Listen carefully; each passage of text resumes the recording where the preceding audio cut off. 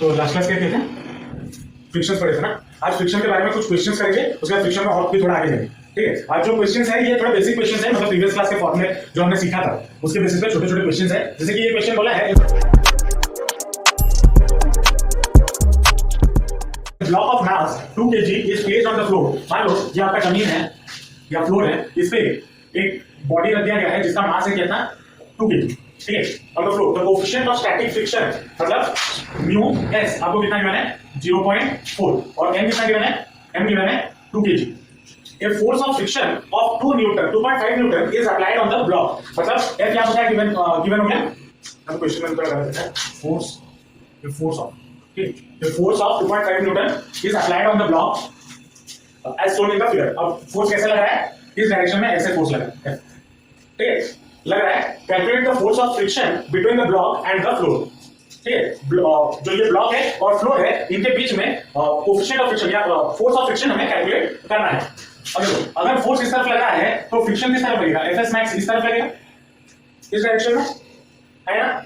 हमने क्या पढ़ा हुआ था, एक फॉर्मूला पढ़ा हुआ था, mu S is equal to FS max upon R, ये पढ़ा हुआ था।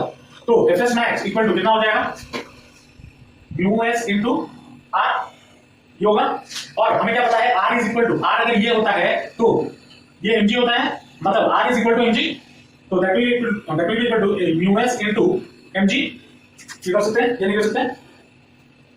तो अब म्यू एस यहाँ पे कितना गिवन है 0.4 इनटू मास कितना गिवन है 2 इनटू जी हम 10 ले लेते हैं तो कैलकुलेशन इजी हो जाएगा। तो that will be equal to कितना 8 न्यूटन। तो एफएस मैक्स हमारा कितना होगा, कितना होगा 8 न्यूटन। तो यहाँ पे जो पूछा है calculate the force of friction between the block and the floor, कितना हो गया 8 न्यूटन। अब यहाँ पे सोच रहे हो सर ये वाला पॉइंट क्यों दिया 2.5 न्यूटन। अब यहाँ देखो जो फोर्स में अप्लाई कर रहा हूं वो कितना है 2.5 न्यूटन। एफएस मैक्स कितना निकला 8 न्यूटन। मतलब ये जो फोर्स है जो मैं अप्लाई कर रहा हूं वो फ्रिक्शनल फोर्स से क्या है, छोटा है। तो मतलब अगर मैं इसमें 2.5 न्यूटन फोर्स लगाऊंगा तो क्या ये बॉडी मूव करेगा, नहीं करेगा। अगर यहाँ पे और एक क्वेश्चन आपको पूछता डज द बॉडी मूव, तो उसके लिए ये जरूरत है। ठीक है, बस कैलकुलेशन की जरूरत नहीं है, लेकिन आप कंपेयर करके बोल सकते हो कि हाँ हम 2.5 न्यूटन फोर्स देने पे ये ब्लॉक मूव नहीं हो। समझे, पक्का। नेक्स्ट क्वेश्चन क्या है, नेक्स्ट क्वेश्चन क्या बोला है, a force of 49 newton is just sufficient to pull a block of wood weighing 10 kg on a rough horizontal surface। Calculate the coefficient of friction and angle of friction.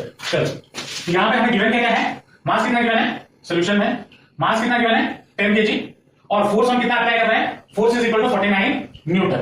अब हमें पता है mu is equal to क्या होता है F upon R, ये होता है ना F अपॉन R। और यहां पे हम फोर्स कितना दे रहे हैं 49 न्यूटन डिवाइडेड बाय ये R कितना होगा, R will be equal to m into g होगा ना। तो m यहां पे कितना है 10 और g मान लो 9.8 ले लेते हैं, कैंसिल हो जाएगा इसलिए। ठीक है, तो यहां से पॉइंट हटेगा तो बाय 10 और 10 गेट्स कैंसिल, 49 से कैंसिल हुआ तो ये 2, तो म्यू कितना हो गया 0.5, ये हमारा म्यू हो गया। वही पूछा था calculate the coefficient of friction, मिल गया। अब कोएफिशिएंट ऑफ फ्रिक्शन के बाद पूछा है एंगल ऑफ फ्रिक्शन। अब हमने ये भी लास्ट क्लास पढ़ा था, एंगल ऑफ फ्रिक्शन क्या होता है tan theta is equal to mu, ये एक फार्मूला पढ़ा था है ना। तो tan theta will be equal to कितना 0.5 होगा, तो theta will be equal to tan inverse of 0.5 ये होगा। तो ये आपका एंगल ऑफ फ्रिक्शन हो गया, मतलब b2 और ये आपका b1। बहुत छोटा छोटा क्वेश्चन है, डायरेक्ट फार्मूला बेसिस पे। ठीक है, नेक्स्ट क्वेश्चन पे चलते हैं। नेक्स्ट क्वेश्चन क्या बोला है, what is the acceleration of the block and the trolley system shown in the figure if the coefficient of friction between the trolley and the surface is 0.04। ठीक है, what is the tension at the string. मान लो ये आपका trolley है और ये एक वेट लगा हुआ है और इसका जो ट्रॉली का जो मास है वो है मान लो 20 kg। मान लो क्या क्वेश्चन में गिवन है 20 kg और जो ब्लॉक है उसका मास है 3 kg। ठीक है, ठीक है। अब मैं मान के चलता हूं इस 3 kg फोर्स की वजह से मान लो ट्रॉली आगे चला गया विद एन एक्सेलरेशन a। मैं मान के चलता हूं अगर नेगेटिव आया तो मतलब नीचे नहीं जा रहा है। ठीक है, और यहां पे फ्रिक्शन मान लो हमारा कितना लग गया F, ये लग गया है ना। अब इसमें इसका मास कहां आ जाएगा, नीचे, which is equal to mg। तो टेंशन अब देखो ये अगर एक्सेलरेशन इधर एक्सेलरेशन a से जा रहा है तो ये जो ब्लॉक है वो भी नीचे जाएगा विद एक्सेलरेशन है, जाएगा नहीं जाएगा। अब मास मतलब mg ये दे रहा है नीचे की तरफ, तो इस स्ट्रिंग पे टेंशन लगेगा T, लगेगा या नहीं लगेगा। और इस ट्रॉली की वजह से यहां पे भी टेंशन लगेगा T, लगेगा या नहीं लगेगा। आते हैं इस वाले पार्ट पे। ठीक है। अब मैं क्या मान के चल रहा हूं, अब ये ब्लॉक नीचे जा रहा है, ठीक है, तो नीचे जा रहा है इसका मतलब क्या है, जो mg है वो t से बड़ा है ना, जो mg है वो t से बड़ा है, तो फ्रॉम न्यूटन सेकंड लॉ हम क्या बोल सकते हैं, mg minus T equal to क्या हो जाएगा, मास इनटू एक्सेलरेशन, मास कितना है m है, ये हम बोल सकते हैं। अगर वैल्यू पुट करें तो m और g बोला है 10 ले लेंगे, ठीक है, तो m कितना है 3 into 10 30 minus T equal to 30a, ये आएगा। किसके लिए बात किया, इस ब्लॉक के लिए। अब आते हैं ट्रॉली पे, ठीक है, ट्रॉली पे क्या बोल रहा है, ये ट्रॉली आगे जा रहा है, जाहिर सी बात है जब ब्लॉक नीचे आएगा तब ट्रॉली आगे जाएगा। अब अगर ट्रॉली आगे जा रहा है तो टेंशन बड़ा होगा या फ्रिक्शन बड़ा होगा, फ्रिक्शन फोर्स, टेंशन बड़ा होगा, तो P माइनस मैं क्या करूंगा, Fk will be equal to mass into acceleration, mass हमारा कितना है 20 into a, तो 20a ये हो गया। लेकिन हमें पता है Fk इक्वल टू क्या होता है, म्यू इनटू r, ये होता है। म्यू का वैल्यू कितना गिवन है यहाँ पे 0.04,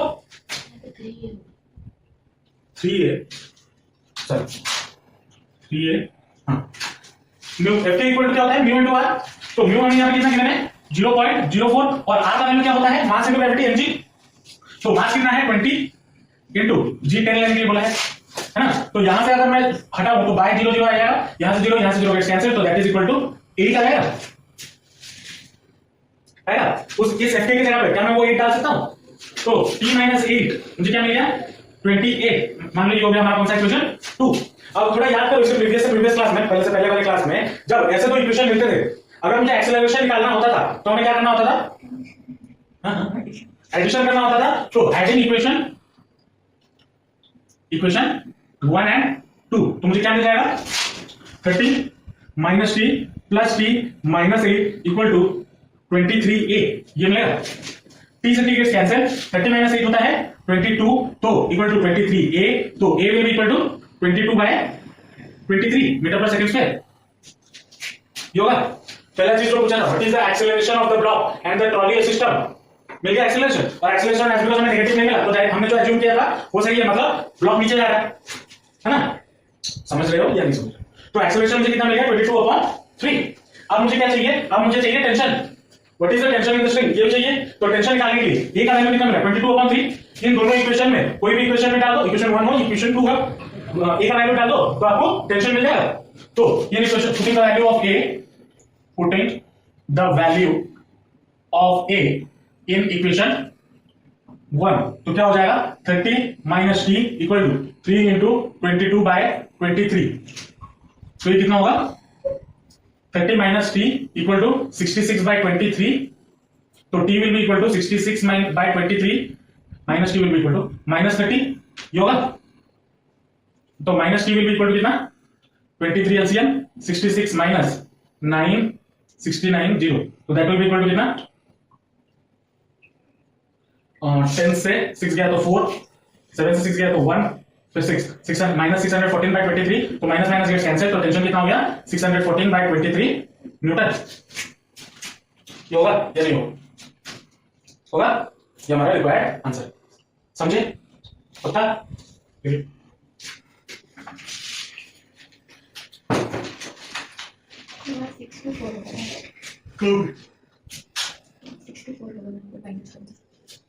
हाँ सर,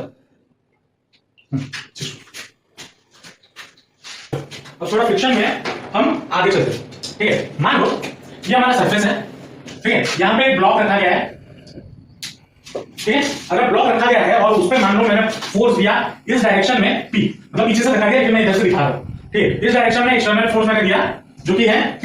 अब उसका जाहिर सी बात है कुछ ना कुछ वेट होगा, वेट होगा ना, तो मान लो वो वेट क्या हो गया W, इधर हो गया, तो इसका एक रिएक्शन फोर्स भी होता है जो कि है कहां रिएक्ट एक्ट करता है, ऊपर की ओर करता है ना, और एक फ्रिक्शनल फोर्स भी इधर रिएक्ट करता है जिसको हम बोलते हैं Fs, है ना। मान लो मैंने इस पे इतना फोर्स दिया, सॉरी Fs को स्टैटिक फोर्स हो जाता है, F मान लो काइनेटिक फोर्स, क्यों काइनेटिक फोर्स, क्योंकि अभी मैं जो फोर्स P देने वाला हूं उसकी वजह से ये ब्लॉक मूव करते हुए आगे जाएगा, इसलिए काइनेटिक फोर्स, उसी के काइनेटिक फ्रिक्शन उधर ही तो आता है जहां पे बॉडी यूनिफॉर्म मोशन में मूव कर रहा है। मान लो ये यहां से स्टार्ट हुआ और यहां पे पहुंचा, कहां पे, मान लो यहां पे, ठीक है, यहां पे पहुंचा और उस पे मैंने जो फोर्स लगाया था वो भी मान लो P हो गया, और यहां पे भी रिएक्शन आ रही था, और यहाँ पे वेट चेंज तो नहीं होगा, वही W रहेगा और एक रिएक्शन फोर्स पीछे लगाया था जो कि है F। ठीक है, लेकिन इस पॉइंट से लेके इस पॉइंट तक पहुंचने के लिए मान लो जो मैंने फोर्स लगाया वो P था और उसने जो डिस्टेंस कवर किया, जो ब्लॉक जो डिस्टेंस कवर किया मान लो S डिस्टेंस कवर किया। अब हमें पता है work done of the body कितना हो जाएगा, वर्क डन का फॉर्मूला क्या होता है, फोर्स इनटू डिस्टेंस Fs होता है ना, हमें पता है W इज इक्वल टू क्या होगा F इनटू S, ये होता है फोर्स इनटू डिस्टेंस।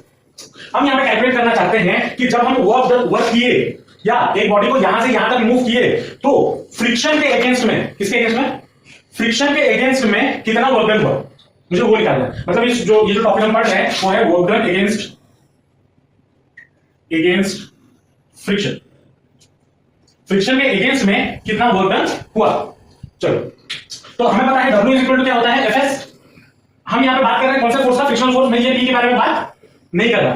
तो W इक्वल टू क्या हो जाएगा Fk इंटू S। ठीक है, Fk इज इक्वल टू क्या होता है, Fk is equal to mu के इंटू R, ये होता है ना। तो Fk will be equal to mu K, R कितना होता है mg, होगा नहीं, तो वर्क डन कितना हो जाएगा W will be equal to mu के इंटू mg इंटू S, ये होगा। तो work done by the body against the friction मेरा कितना हो गया, W इक्वल टू म्यू के इंटू mg इंटू S। समझ में आया। अब यहां पे मैंने जो सरफेस लिया था वो स्ट्रेट सरफेस लिया। मान लो मैं सरफेस को क्या करता हूं, थोड़ा टेढ़ा कर दूं, इंक्लाइन बना दूं। ठीक है, मान लो इनके बीच में ये जो एंगल है वो है थीटा और बॉडी यहां पे रखा हुआ, यहां पे रखा हुआ। अब यहां पे रखा हुआ है और मैं फोर्स दे रहा हूं उसे किस डायरेक्शन में, इस डायरेक्शन में फोर्स दे रहा हूं, मान लो P फोर्स दे। ठीक है, अब इसका वेट कितना लगेगा नीचे की ओर, mg होगा ना। तो अब एज बिकॉज ये फोर्स परपेंडिकुलर नहीं है तो इस फोर्स का या mg का दो कंपोनेंट निकलेगा, एक कंपोनेंट होगा ये, मतलब ये वाला, और एक होगा ये वाला, होगा या नहीं। अगर ये एंगल थीटा है तो ये एंगल हमारा कितना हो जाएगा थीटा, तो ये वाला हमारा कितना हो जाएगा mg cos थीटा और ये हमारा कितना हो जाएगा mg sin थीटा, होगा या नहीं होगा। अब जाहिर सी बात है मैं जब फोर्स इस डायरेक्शन में दे रहा हूं तो फ्रिक्शन किस डायरेक्शन में लगेगा, इस डायरेक्शन में, मान लो F के फ्रिक्शन लगा। ठीक है, और वेट अगर इधर है मतलब इस डायरेक्शन में mg cos थीटा, तो उसको बैलेंस करने के लिए रिएक्शन फोर्स भी लगा होगा R, लगा होगा क्या नहीं लगा। अब यहां पे अगर मैं न्यूटन सेकंड लॉ यूज करता हूं, न्यूटन सेकंड लॉ यूज करता हूं, R इज इक्वल टू मुझे कितना मिल जाएगा, एक तो मिल जाएगा mg cos थीटा, ये है इक्वेशन 1 मान लो हुआ। अब हॉरिजॉन्टल ये हो गया आपका वर्टिकल कंपोनेंट, हॉरिजॉन्टल कंपोनेंट आएंगे, हॉरिजॉन्टल कंपोनेंट हमारा कितना हो जाएगा, P will be equal to mg sin theta plus Fk, ये होगा या नहीं होगा। बट Fk इक्वल टू क्या होता है, mu k into R, mu k into R, तो that will be equal to R हमारा कितना है mg cos थीटा, तो mu k into mg cos theta, ये हो गया। तो Fk का वैल्यू यहां पर पुट करेंगे तो therefore P will be equal to कितना mg sin theta plus mu k into mg cos theta, ये होगा या नहीं होगा। अगर मैं यहां में इन दोनों में से mg कॉमन ले लूं तो मुझे बचेगा क्या, sin theta plus mu k cos theta. ये हमारा फोर्स जो हम लगा रहे थे वो इतने के बराबर होगा। अब हमें पता है फोर्स P इतना हो गया, W इक्वल टू क्या होता है, कहां लिखूं,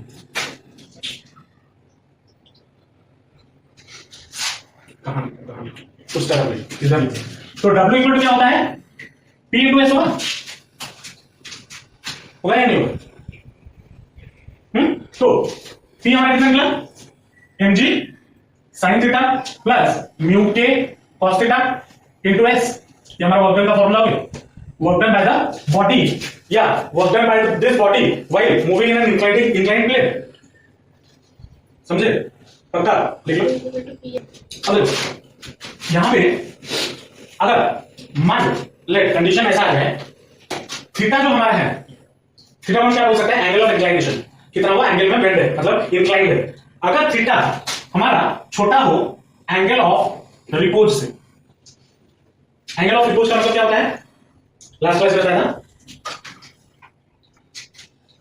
सब भूल गए। एंगल ऑफ रिपोज का मतलब वो होता है जब अगर ये एंगल ऑफ रिपोज होता है तो अगर मैं यहां पे बॉडी को रखूं, बॉडी यहां पे नीचे गिरेगा नहीं, बोला था ना।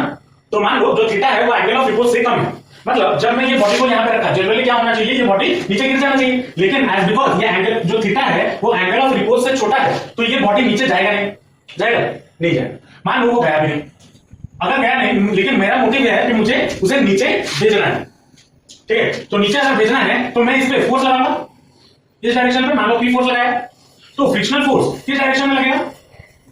ऑपोजिट डायरेक्शन में, इधर F के लगेगा या नहीं लगेगा? तो इस दौरान वर्क डन कितना होता है या हमें कितना करना पड़ता है वो जरा देखें। हाँ, तो R will be equal to कितना? mg cos theta. मान लो ये आपका इक्वेशन हो गया 1। अब according to Newton's second law क्या होगा? P प्लस mg sin theta should be equal to Fk के बराबर ये होना चाहिए।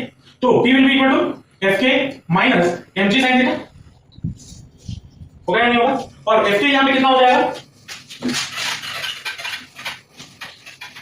Fk यहां पे कितना हो जाएगा? मान Fk will be equal to mu k into r, ये होगा। तो r हमारा कितना है?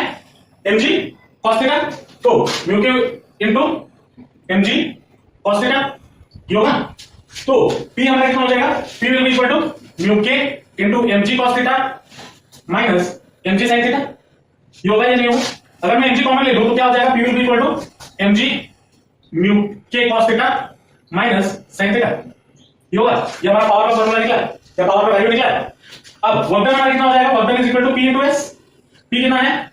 ये होगा, तो वैल्यू डाल दो, तो mg into mu k cos theta minus sin theta into s, ये हमारा w का फॉर्मूला हो गया, वैल्यू हो गया। क्या वर्क डन अगेंस्ट, जब वर्क डन हम इसको नीचे लाने लगा है, हालांकि लाने की जरूरत नहीं है क्योंकि इंक्लाइन है, लेकिन अगर ये जो थीटा है, एंगल ऑफ इंक्लिनेशन है, वो अगर एंगल ऑफ रिपल्स से छोटा हो तो हमारा उसमें वर्क डन कितना होगा?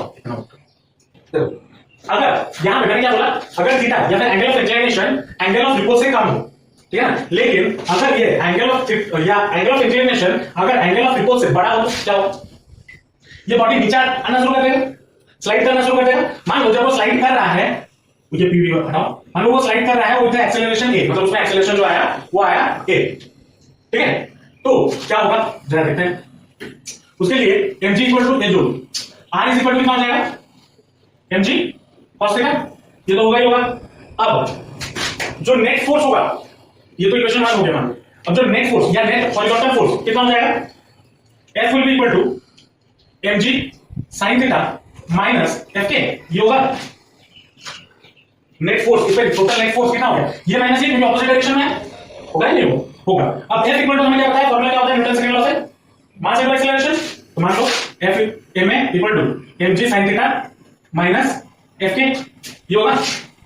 और Fk इज इक्वल टू क्या है? म्यू के इनटू r होगा। तो mu k equal to mg cos theta.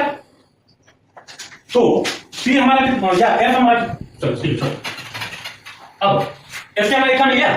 तो ma इज इक्वल टू कितना हो जाएगा? ma is equal to mg sin theta minus mu k mg cos theta, ये होगा। अब अगर मैं इसमें से mg कॉमन ले लूं तो ma equal to mg sin theta minus mu k cos theta, ये होगा। तो a इक्वल टू कितना हो जाएगा? g into sin theta minus mu k cos theta, ये होगा एक्सेलरेशन। कितने एक्सेलरेशन से ये नीचे आया है, होगा या नहीं? समझे? लिख लो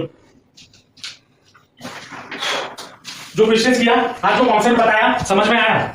ये कॉन्सेप्ट बहुत अच्छे क्वेश्चंस बनते हैं इसमें से, चाहे आपके एंट्रेंस लेवल के हो, चाहे आपके बोर्ड मतलब स्कूल लेवल के हो, कोई भी एग्जाम में जाओ, इसके ऊपर बहुत अच्छे क्वेश्चन बनते हैं, ठीक है। मैं अभी करेंगे तो टाइम नहीं होगा, नेक्स्ट क्लास हम इसके ऊपर 4-5 क्वेश्चंस करेंगे जिससे कॉन्सेप्ट क्लियरिटी आ जाए, पूरे एक क्लास इसके न्यूमेरिकल्स करेंगे, ठीक है। ये सब समझना कोई बड़ी बात नहीं है, लेकिन क्वेश्चन को सॉल्व करना बड़ी बात है, ठीक है। नेक्स्ट क्लास हम इसको डिटेल में पूरा क्वेश्चन एक एक करके करेंगे, ठीक है। अगर कॉन्सेप्ट समझ में आया पक्का? चलो मिलते हैं नेक्स्ट क्लास, बाय।